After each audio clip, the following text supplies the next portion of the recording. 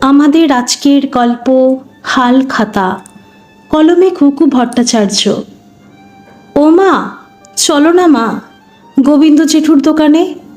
উকি মেরে দেখে এলাম, কি সুন্দর আলো দিয়ে সাজিয়েছে।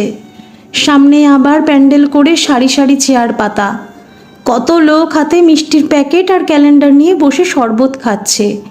খোকা, তোকে কতবার বলেছি কোনো কিছুতে লোভ করবি না। গোবিন্দদা কি এখন আর আমাদের হালখাতায় নিমন্ত্রণ করেন? গতবার তোর জোড়াজুড়িতে গিয়ে কি অপমানটাই না হয়েছিল।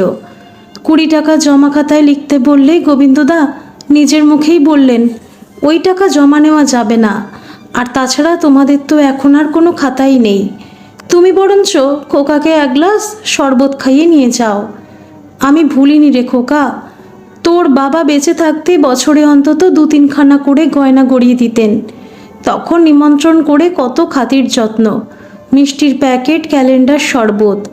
আর আজ বাবাও নেই, আমাদের দিকে ফিরে তাকাবার কোনো লোকও নেই।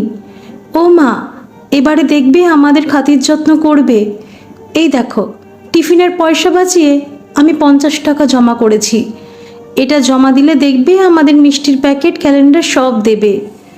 আর এই 50 টাকা আজ জমা করলে পরে তো এই টাকায় কিছুই পাওয়া যাবে না, শুধু শুধু টাকাটা জলে যাবে।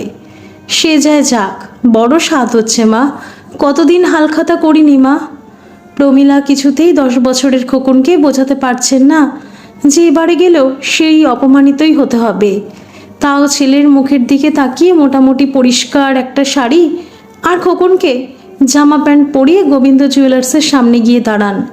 খোকা, বাড়ি ফিরে চল, দেখেছিস কি রকম ভিড়, আমরা তো ঢুকতেই পারবো না। তুমি বাইরে দাঁড়াও, আমি টাকাটা নিয়ে ভেতরে ঢুকছি। খোকা কোনো মতে ভিড় ঠেলে গোবিন্দ জেঠুর সামনে গিয়ে দাঁড়ায়। জেঠু, আমি এসেছি। সে তো দেখতেই পাচ্ছি বাপ, তা কি করতে এসেছিস শুনি? খোকা 50 টাকার নোটটা গোবিন্দ জেঠুর হাতে দিয়ে বলল, এটা জমা করে নাও, আমি আর মা হালখাতা করতে এসেছি। মা বাইরে দাঁড়িয়ে আছেন। গোবিন্দবাবু চিৎকার করে এক কর্মচারীকে ডেকে বলেন, তোরা কি করিস শুনি, যে কেউ ঢুকে যায় দোকানে? 50 টাকা জমা করে হালখাতা করতে এসেছে, একটা মিষ্টির প্যাকেট করতেই 200 টাকার ওপরে লেগেছে। বাচ্চাটাকে এক গ্লাস শরবত দিয়ে বিদায় করতো, নেহাত বছরকার দিন।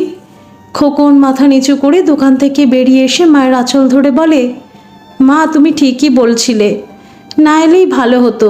তুমি দেখে নিও মা, আমি এর থেকেও বড় সোনার দোকান করব, আর কারোর কাছ থেকে কিছু জমা না নিয়েই সবাইকে মিষ্টির প্যাকেট আর ক্যালেন্ডার দেব। হ্যাঁ বাবা, আমি তুমি আশীর্বাদ করছি, তুমি অনেক বড় সোনার দোকান করবে। আর এই নাও বাবা মিষ্টির প্যাকেট আর ক্যালেন্ডার। আমি দোকানের ভিতরেই দেখছিলাম গোবিন্দ তোমার সঙ্গে কি ভীষণ দুর্ব্যবহার করেছিল।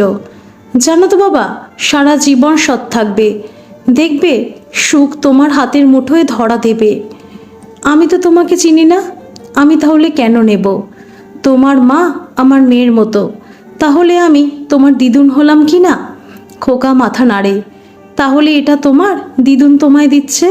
তাড়াতাড়ি ধরো বাবা, দোকানে আমার মেলা কাজ পড়ে আছে।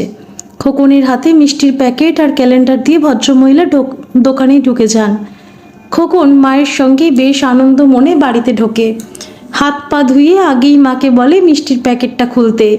প্রমীলা বলেন, দাঁড়া বাবা, আগে ক্যালেন্ডারটা দেওয়ালে টাঙিয়ে একটু ধূপ দেখিয়ে নিই, তারপর মিষ্টি দিচ্ছি। কতদিন পর নতুন ক্যালেন্ডার পেলাম হালখাতার দিনে।